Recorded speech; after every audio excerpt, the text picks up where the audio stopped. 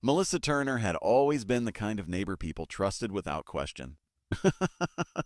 She kept her front lawn trimmed, her porch light on during the evenings, and made sure to smile at every passerby. Parents in the neighborhood often relied on her for advice, believing she understood the struggles of raising a child on her own. She seemed approachable, warm, and dependable. When her son Jacob was seen riding his bicycle down the street, Melissa would stand at the end of the driveway, waving at him, her expression one of gentle pride. From the outside, she looked like any other single mother working hard to build a safe and happy life for her child. This picture of normality was what kept people from noticing the darker truths she was hiding. The house she lived in was modest, painted a pale yellow with white shutters, a place that blended easily into the rest of the quiet suburban street. On weekends, Melissa sometimes hosted small cookouts in the backyard where children played tag while adults shared casual conversations over grilled food. No one ever suspected that anything was unusual about her life. To the community, she was reliable, the sort of mother who showed up early for parent-teacher conferences and remembered birthdays. Jacob's teachers often mentioned how Melissa was one of the most involved parents they knew, never missing an opportunity to volunteer at school events. Her past, however, was not as simple as she let on. Few people in the neighborhood knew that Melissa had moved from another state only 3 years earlier, leaving behind an ex-husband she never spoke about. When neighbors asked, she brushed off the subject with vague explanations, insisting she wanted a fresh start. The story of her new beginning fit easily into the picture of a strong mother doing her best, and no one felt the need to press further. People admired her resilience, never realizing that the silence around her past was intentional. Jacob, her 8-year-old son, was a quiet child who mostly kept to himself. He rarely had friends over, though no one found that odd. His mother explained he was shy and preferred spending time at home, reading, or drawing. Whenever people saw him, he looked healthy and well cared for, always wearing clean clothes and carrying a backpack with his name neatly embroidered on it. Parents and teachers assumed he was simply reserved, and Melissa's presence at every school meeting only reinforced the belief that she was raising him well. The neighborhood itself was the kind where secrets rarely stayed hidden. Neighbors noticed when cars parked in unfamiliar driveways or when someone left their trash bins out too long. Yet Melissa's life never gave anyone a reason to look closer. She walked her son to the bus stop each morning, exchanged polite small talk with others, and returned home with the air of someone living a routine she had mastered. If anyone had paused long enough to examine her more carefully, they might have seen the cracks beneath the surface, but Melissa had grown skilled at disguising them. It was this ability to blend in, to present herself as ordinary and trustworthy, that allowed her to maintain the double life she had built. Behind her polite conversations and carefully managed appearances, she carried secrets that no one could have imagined. For years, she had been constructing a version of herself designed to fool everyone around her. To neighbors and acquaintances, she was a devoted mother. In reality, she was hiding something far darker, something that would only come to light after her son vanished and the contents of her phone revealed the horrifying truth. On a cool spring evening, the quiet calm of the neighborhood was shattered when a frantic call came through to emergency services. Melissa Turner's trembling voice carried through the line, reporting that her son Jacob had vanished from his bedroom. She explained that she had gone to check on him around midnight and found his bed empty, the covers tossed aside as though he had slipped away unnoticed. Within minutes, police cruisers pulled into the cul-de-sac, their flashing lights painting the peaceful homes in harsh red and blue. Neighbors peeked from behind curtains, drawn by curiosity and fear, while Melissa stood outside clutching her robe, her face pale and her movements frantic. Inside the house, officers quickly began their search. Jacob's small bedroom looked undisturbed at first glance. His school books were stacked neatly on his desk, and his toys rested in a basket against the wall. What drew immediate attention was the slightly opened window above his bed. The screen had been pushed outward, though there were no clear marks of forced entry. It was possible Jacob had climbed out himself, but the thought of an 8-year-old sneaking into the night unsettled the investigators. His favorite stuffed animal was still propped against the pillow. suggesting he had not planned to leave. Melissa repeated her version of events to the officers, insisting she had no idea how Jacob could have disappeared. Her voice trembled as she explained that she had been asleep until a strange feeling made her get up and check on him. She swore she had locked the front door and all the windows earlier in the evening. The more she spoke, the more her story seemed rehearsed, almost too polished for someone supposedly in shock. Still, the urgency of finding Jacob left little time to dwell on these inconsistencies. The search expanded quickly. Officers canvassed the neighborhood, knocking on doors and shining flashlights into yards and alleys. K-9 units were brought in to follow Jacob's scent, but the trail ended abruptly near the edge of the backyard fence. It was as if he had simply vanished into thin air. Neighbors came forward to say they had seen nothing unusual that night, though a few mentioned that Melissa had seemed particularly nervous in recent weeks, often pacing her front yard late at night. At the time, they had brushed it off as stress, but now those small observations felt ominous. As the night stretched into morning, suspicion began to creep into the minds of investigators. Something about Melissa's demeanor felt out of place. She cried, but her tears came too easily, stopping and starting with unnatural precision. At times, she seemed overly eager to direct the search, suggesting places to look, as though trying to guide attention away from something else. Experienced officers had seen this behavior before, parents who pretended to be desperate while hiding the truth of their involvement.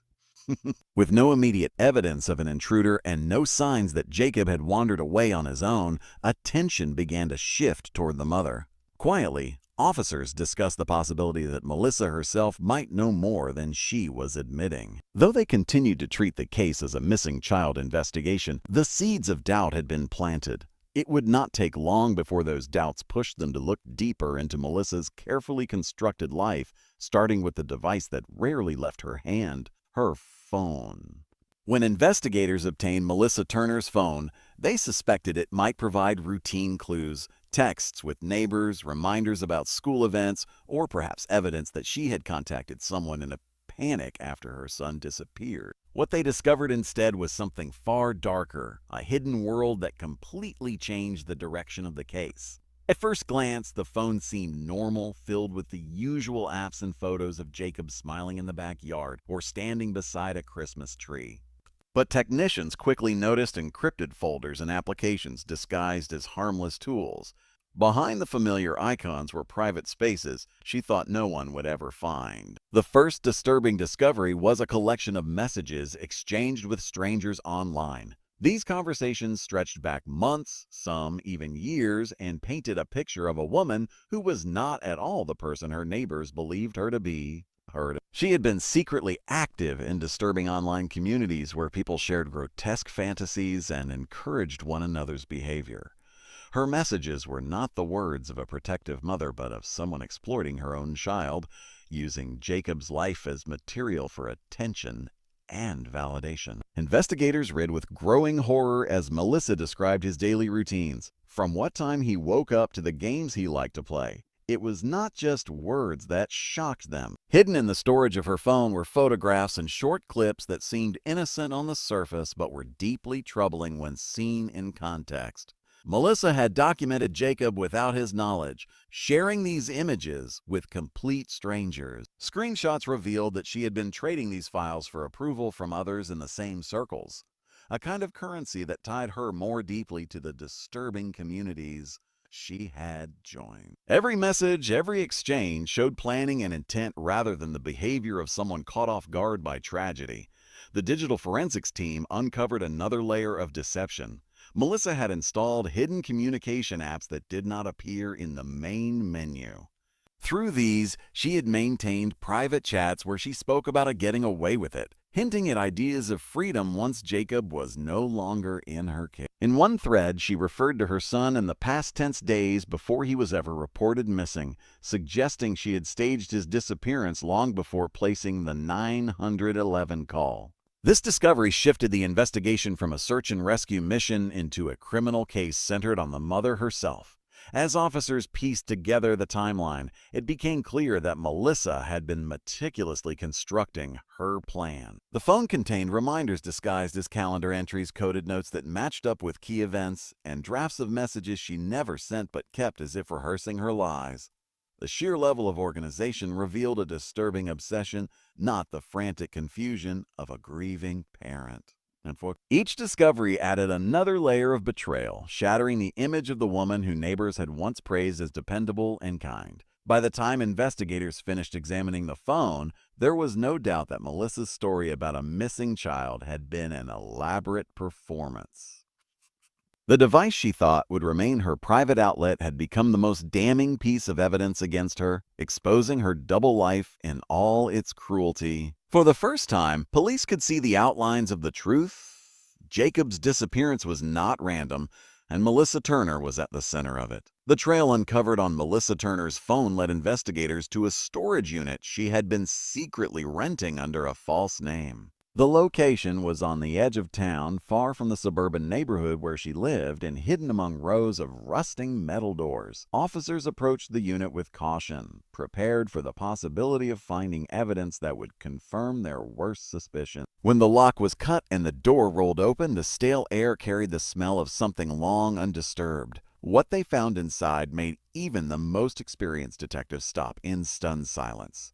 The space was cluttered with boxes, bins, and personal items that clearly belonged to Jacob. His clothes were neatly folded in one container alongside toys and drawings pulled directly from his room. These were not the belongings of a child who had accidentally wandered off.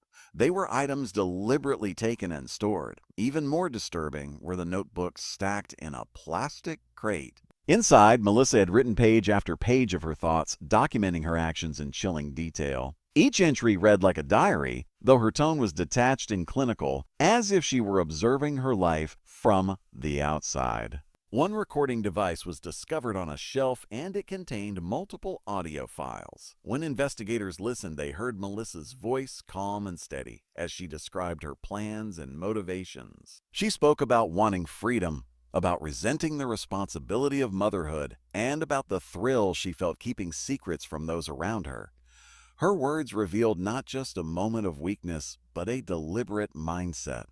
She referred to Jacob as though he were an obstacle rather than her child, and she spoke of his disappearance as a step toward reclaiming her own life. In addition to her confessions, the unit contained props and staged materials that aligned with the story she told police on the night she reported him missing. There were duplicate sets of pajamas identical to those Jacob was wearing, sheets matching his bedspread, and photographs she had taken to make it look as though he had vanished suddenly. These items proved her missing child narrative had been rehearsed and carefully constructed. She had planned not only Jacob's removal but also how to mislead investigators, creating a script for herself to follow once the police became involved. The deeper investigators looked into the storage unit, the clearer the truth became. Melissa's obsession was not impulsive, it was systematic. Every item was labeled and dated, every recording archived in a way that suggested she expected someone to eventually find them. It was as if she wanted recognition for what she had done, as though the act of hiding evidence was less important than ensuring her twisted story would be discovered one day. The combination of physical items, personal writings, and recorded confessions left no room for doubt about her role. What unsettled officers most was the contrast between her public image and the private reality displayed in the unit. Neighbors had seen a caring mother, but here was a woman who had stripped away every trace of that role, exposing her calculated cruelty.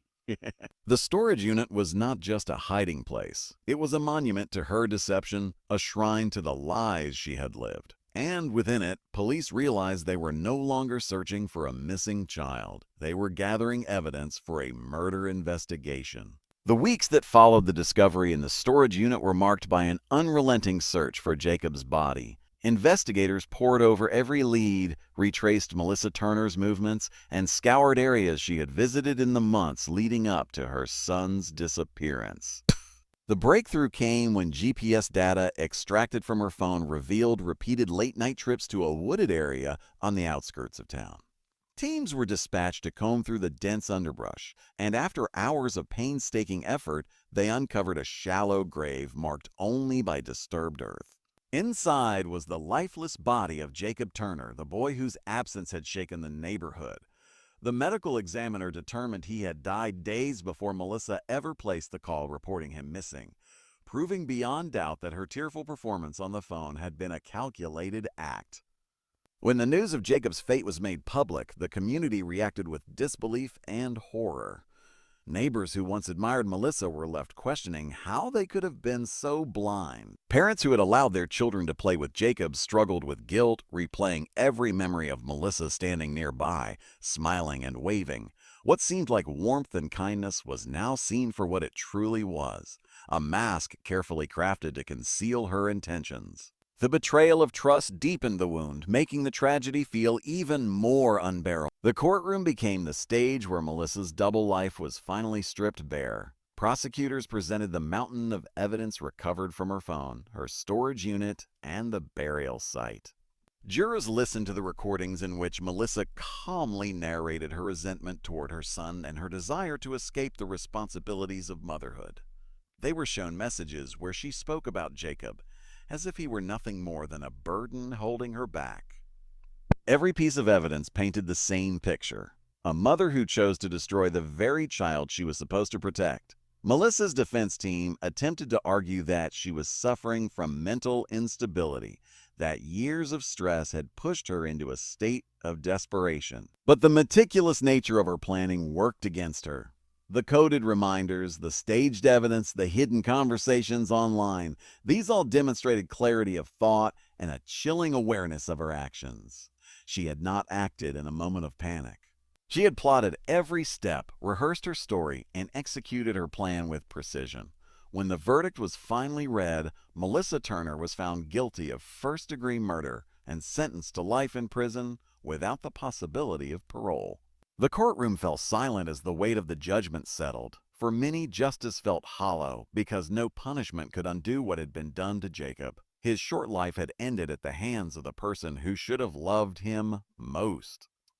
In the years that followed, Jacob's case became a grim reminder of the darkness that can hide behind even the most ordinary appearances. Melissa's smiling face at school events, her polite greetings at the bus stop, her role as the helpful neighbor, all of it had been a performance, a disguise that kept her secret buried until it was too late.